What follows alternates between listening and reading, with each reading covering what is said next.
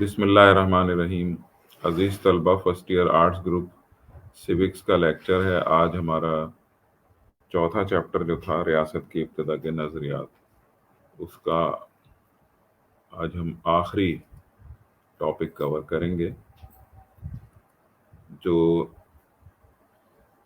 تاریخی نظریہ ارتقاء کے بارے میں ہے۔ تاریخی نظریہ ارتقاء جو ہے یہ آج کا ہمارا ٹاپک ہے۔ تو اسٹوڈنٹس، ریاست کی ابتدا کے بارے میں جو تاریخی اور قیاسی نظریات پیش کیے گئے تھے، ان کے برعکس یہ جو تاریخی جو ارتقائی نظریہ ہے، ہسٹوریکل اور evolutionary development theory about the state, ریاست کے بارے میں تاریخی یا ارتقائی نظریہ، یہ زیادہ مستند اور تسلی بخش تصور کیا گیا اور اس کو زیادہ فروغ ملا ہے، اور اسی کے حامی بھی سب سے زیادہ ہیں۔ ریاست کیونکہ انسان کے اندر فطری طور پر پائی جاتی ہے، یعنی وہ ایک شعبہ زندگی میں، ایک معاشرے میں، خاندان کی شکل میں، قبیلے کی شکل میں ہمیشہ سے وہ زندگی گزارتا چلا آیا ہے، لہٰذا یہ اس کے فطری ذہنی رجحان کی اختراع ہے اور اس کا مطالبہ ہے، اس کی فطرت کا تقاضا ہے کہ ریاست بنائی جائے۔ اور اس طرح پہلے خاندانی نظام میں، پھر قبائلی میں، پھر اس کے بعد یہ ریاست میں تبدیل ہوتا چلا گیا، اور آہستہ آہستہ پھر ریاست بنی، ریاست میں حکمرانی قائم ہوئی، حکمران کو اقتدار اعلیٰ کا تصور دیا گیا، اور اس کے بعد پھر باؤنڈریز بنا دی گئیں کہ یہ ریاست جو ہے وہ اس حدود میں قائم رہے گی، وغیرہ وغیرہ۔ اس کے الگ الگ عنوانات ہیں۔ اب اس میں دیکھا جائے گا کہ تاریخی یا نظریہ ارتقاء جو ہے وہ کن عناصر پر ڈیپینڈ کرتی ہے، کیا اس کی بنیادیں ہیں۔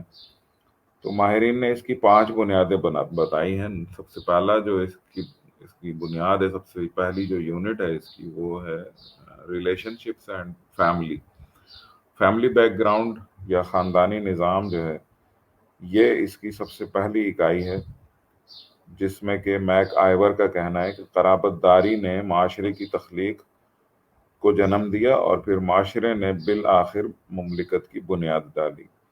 اور یہ ہم دیکھتے ہیں کہ آج بھی ثقافت کے لحاظ سے اور کلچر کے لحاظ سے اور سیاسی میل جول کے لحاظ سے بھی لوگوں میں خاندانی اثر و رسوخ، خاندان سے مشابہت، ہم زبان ہونا، ہم مذہب ہونا، یہ زیادہ معتبر مانا جاتا ہے، اور یہی بنیاد بنتا ہے کسی معاشرے کو تشکیل دینے کا یا ریاست بنانے کا۔ دوسرے نمبر پہ جو ہے مذہب ہے۔ مذہبی بیک گراؤنڈ جو ہے، ریلیجیس بیک گراؤنڈ یا مذہب کی بنیاد جو ہے وہ ریاست بنانے کے لیے ایک اہم ستونوں میں سے ایک ہے، اور یہ بنیادی عنصر ہے ریاست کی تشکیل کا۔ ریاست میں زیادہ تر لوگ اور اکثریت کے لوگ جو ہے وہ ایک مذہب کے ماننے والے ہوتے ہیں، اور انہی کی اکثریت ہوتی ہے کسی بھی ایک مذہب کی، اگرچہ کہ وہ کوئی بھی لبادہ اوڑھ لیں، اپنے آپ کو سیکولر اسٹیٹ کہیں بھارت کی طرح سے، لیکن ڈومیننٹ جو ہے وہ ہندو کمیونٹی ہی رہتی ہے ہمیشہ سے۔ تو کیوں نہ وہ اس حجاب سے نکل کے اپنے آپ کو ایک ہندو کمیونٹی ظاہر کر دیتے دنیا میں، لیکن پھر اس کی وجہ سے بہت ساری ریسٹرکشنز ہیں جو ان کے اوپر آ جائیں گی، بہت سارے تعصبات کے الزامات ان پر لگنا شروع ہو جائیں گے۔ اسی طرح سے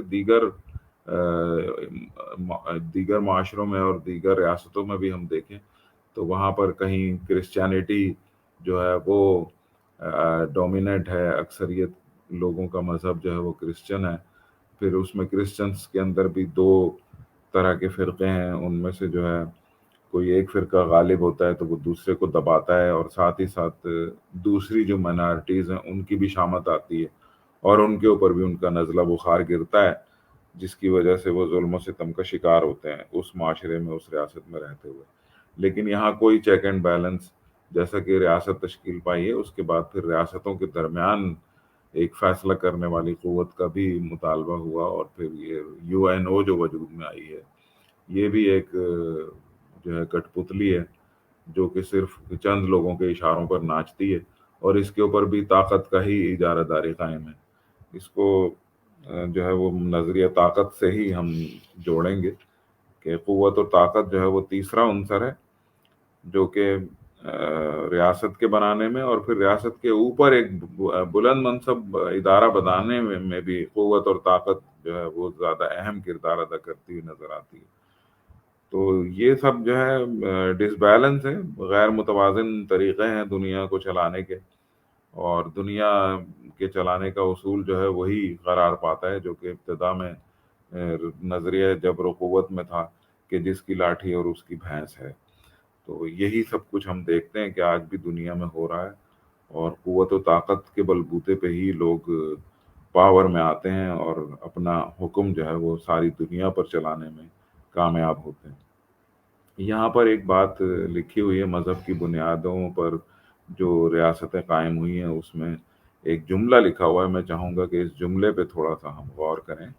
یہ ہے تو ایک مختصر سا جملہ، لیکن اس کے پیچھے ہمارے لیے ایک بہت بڑا پیغام ہے، جس کو ہم تھوڑا سا غور کریں تو ہمارے سامنے بہت سارے حقائق آ جائیں گے، جس میں کہ ہمیں اپنے گریبان میں اور اپنے آپ سے شرمندگی محسوس ہوگی.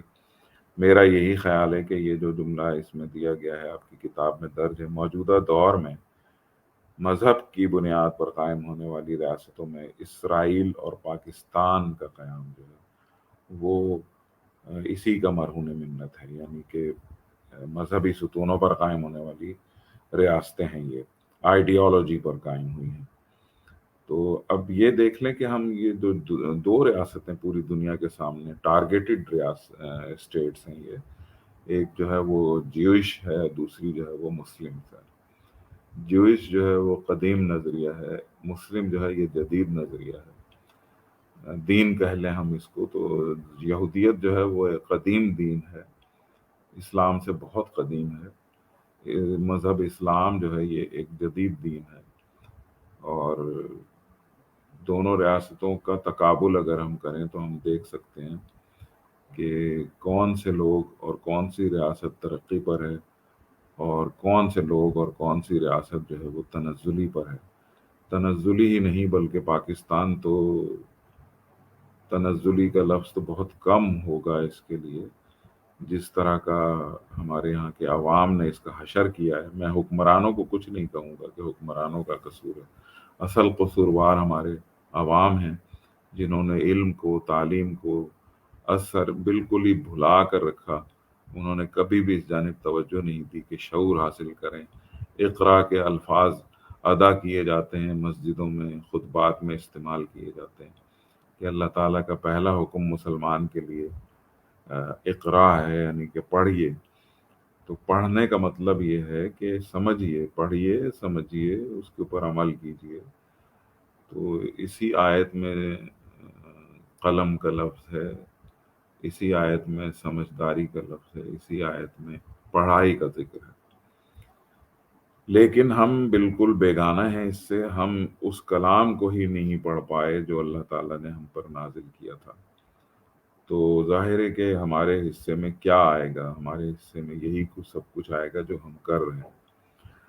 ہم آج تک اپنے ووٹ کی طاقت کو پہچان نہیں سکے، رائے شماری کو پہچان نہیں سکے، جبکہ یہ رائے شماری اور یہ ووٹ کی طاقت جو ہے یہ خلفائے راشدین کے دور میں ہمیں سمجھا دی گئی تھی، بتا دی گئی تھی. مگر ہم اس کو 1,500 سال گزرنے کے باوجود نہیں سمجھ پائے کہ اس میں کیا طاقت ہے، ہماری رائے کی کیا مرضی ہے، ہمارے رائے کی کیا اہمیت ہے.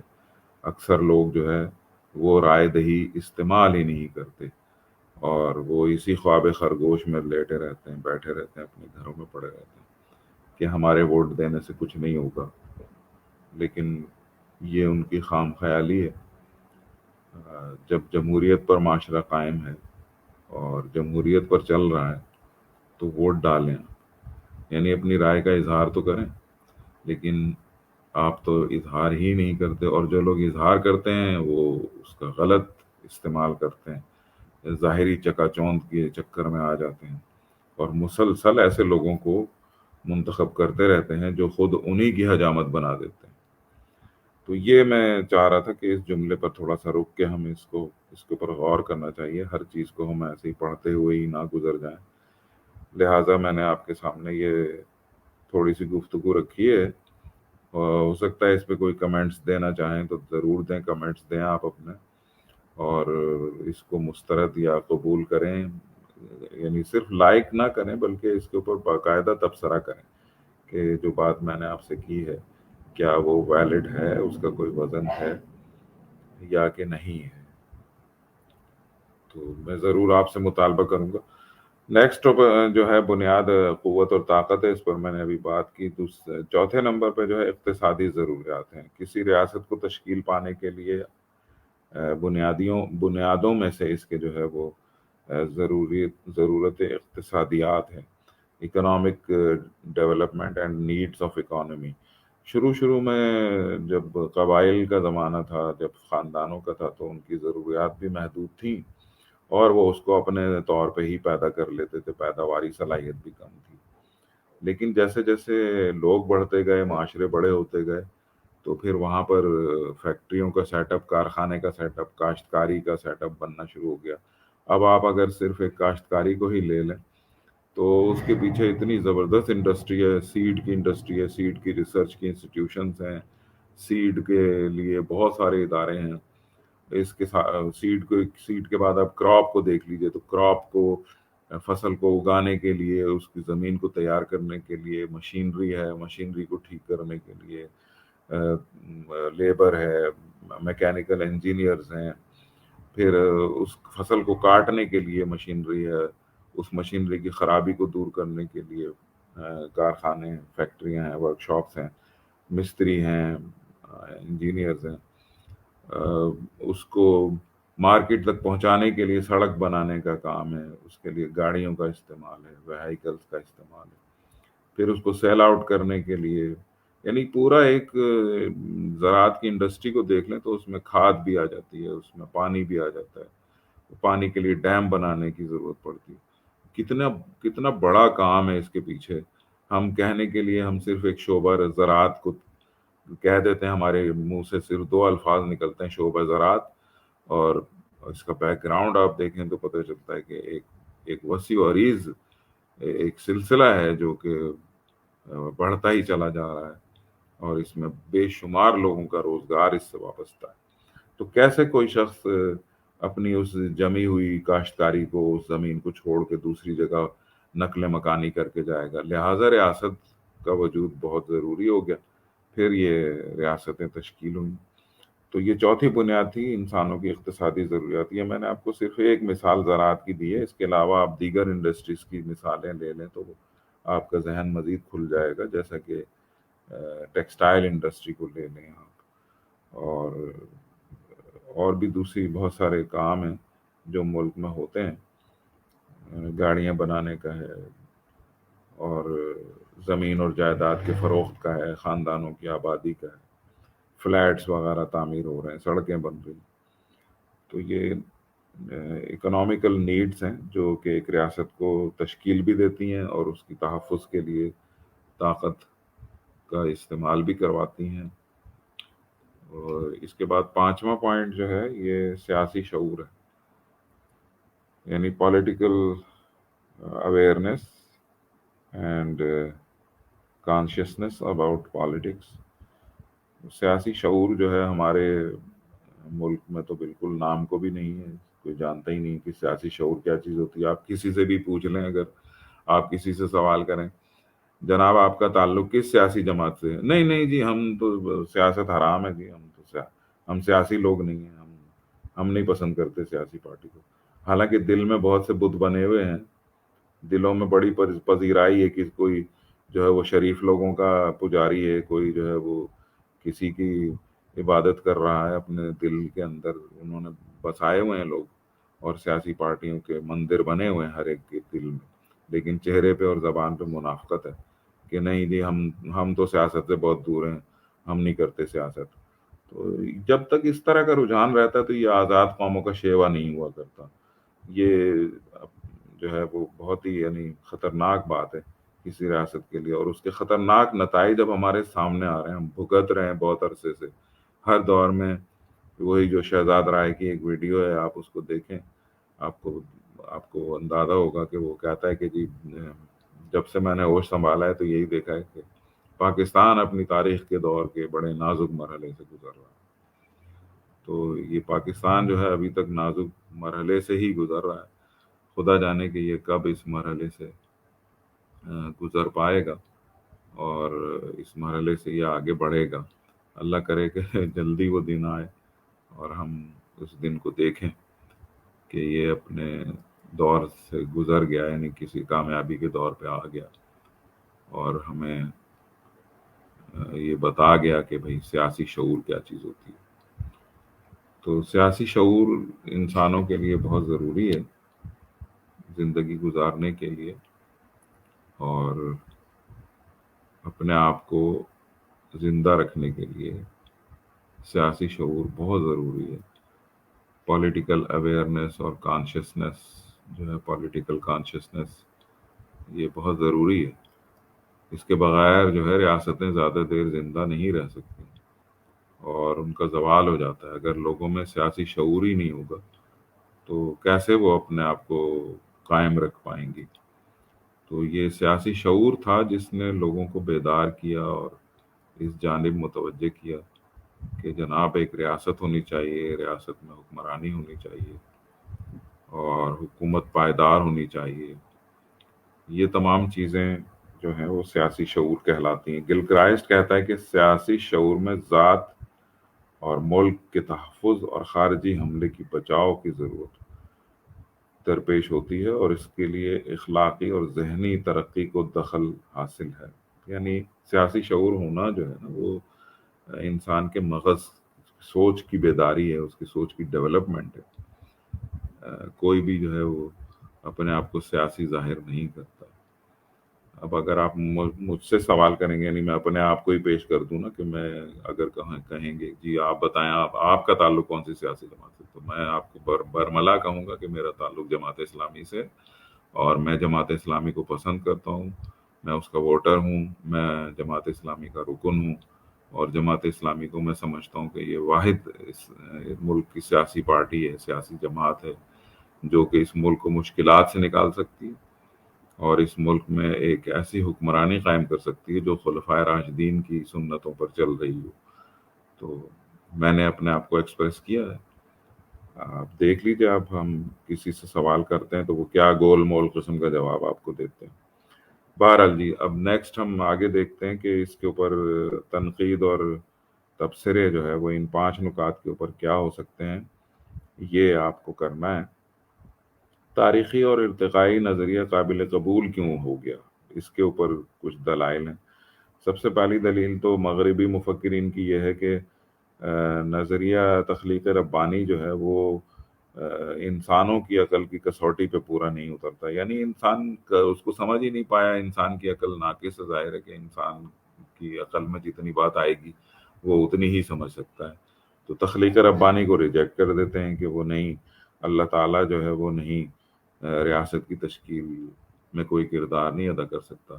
حالانکہ انسان کو تخلیق کرنا، اس کے ذہن کو بنانا، اس کی سوچ کو بنانا، یہ سارا اللہ تعالیٰ کا ہی کام ہے نا.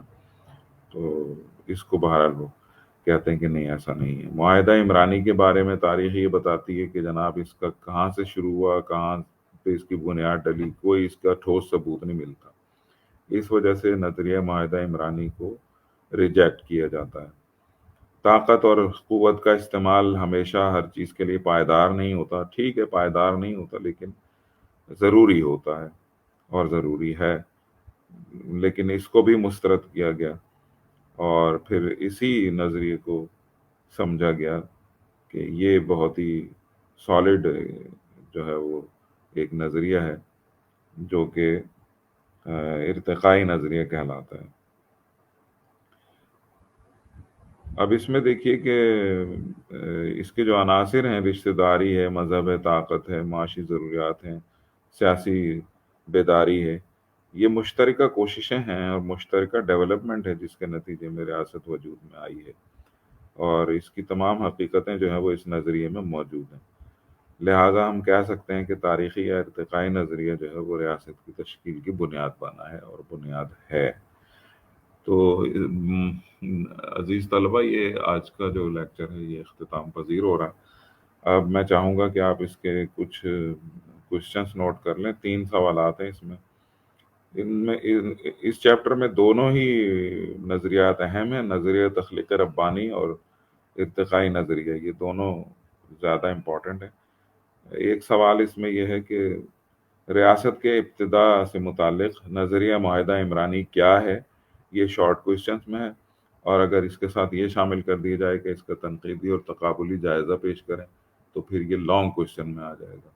شارٹ کوشچن کا آپ کا جواب جو ہے اس کی طوالت تقریباً آپ کے امتحانی صفحے کا آدھا پیج ہوگا، اور لانگ کوشچن کی طوالت جو ہوگی وہ تقریباً 2.5 سے 3 پیجز پر آئے گی۔ تو ان باتوں کا خیال رکھتے ہوئے سوالوں کے جواب تیار کریں۔ اس کے لیے آپ ریفرنس بکس بھی دیکھ سکتے ہیں، ٹیکسٹ بک بھی دیکھ سکتے ہیں، اور سالو پیپر سے بھی رہنمائی لے سکتے ہیں۔ میرے لیکچرز کو بار بار سنتے رہیے، یہ بھی آپ کے لیے مددگار ہے۔ تفصیلی جوابات میں ہے ریاست کی ابتدا سے متعلق، یہ ایک سوال ہے کہ ریاست کی ابتدا سے متعلق نظریہ تخلیق ربانی کا تنقیدی جائزہ لیجیے، یہ امتحانات میں آ چکا ہے اور یہ آتا ہے۔ دوسرا سوال جو ہے وہ تاریخی یا ارتقائی نظریہ قابل قبول کیوں ہے، اس کے دلائل دیجیے، یہ بھی ایک امپورٹنٹ کوشچن ہے جو امتحانات میں پوچھا جاتا ہے۔ تو عزیز طلبہ، آپ سے گزارش کروں گا کہ آپ اپنے نوٹس بھی تیار کریں اور میرے لیکچرز کو سنتے رہیں، تو ان شاء اللہ تعالیٰ آپ کو اس میں اچھی کامیابی نصیب ہوگی۔ امتحانات قریب سے قریب آتے چلے جا رہے ہیں، لہٰذا اب ضرورت ہے کہ آپ اپنے آپ کو تیار کریں۔ السلام علیکم ورحمۃ اللہ۔